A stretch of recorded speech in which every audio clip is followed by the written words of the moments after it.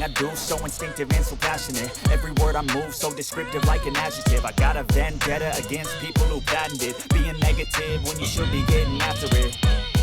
I got facts over tracks, this and that, spitting slow. लोकशाही माझा SP news India. मी पत्रकार संभाजी पगार.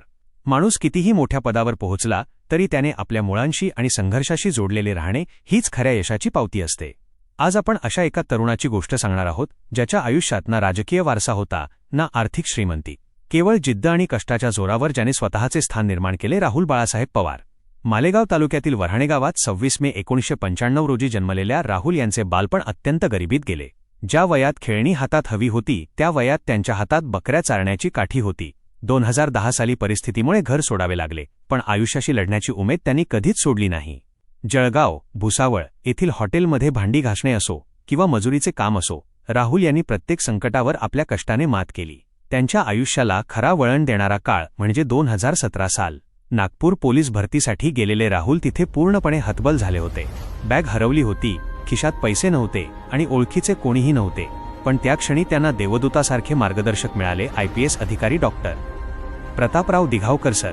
त्यांनी केवळ मदतच केली नाही तर राहुल यांना जगण्याची नवी दिशा आणि आत्मविश्वास दिला.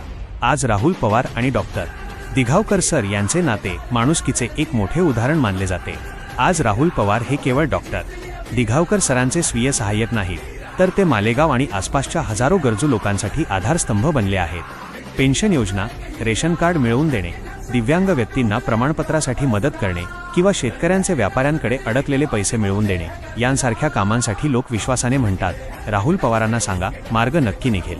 ज्या लग्नात राहुल पवार एक सामान्य तरुण म्हणून उभे होते, तिथे आज एका मोठ्या अधिकाऱ्याची उपस्थिती हे राहुल यांच्या चारित्र्याच्या आणि कर्तृत्वाच्या यशाचे गमक आहे. आज राहुल पवार यांचे नाव जर आदराने घेतले जाते तर ते कोणाच्या शिफारशीमुळे नाही, तर स्वतःच्या कष्टाने आणि जिद्दीने. राहुल पवार यांची ही कहाणी त्या प्रत्येक तरुणासाठी प्रेरणादायी आहे जो परिस्थितीशी लढतोय पण अजूनही हार मानायला तयार नाही.